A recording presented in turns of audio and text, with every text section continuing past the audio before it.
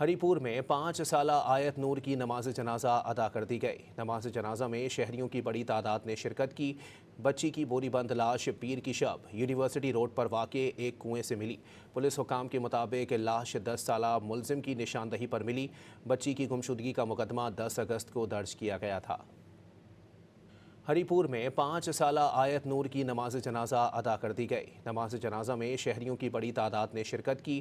بچی کی بوری بند لاش پیر کی شب یونیورسٹی روڈ پر واقع ایک کنویں سے ملی۔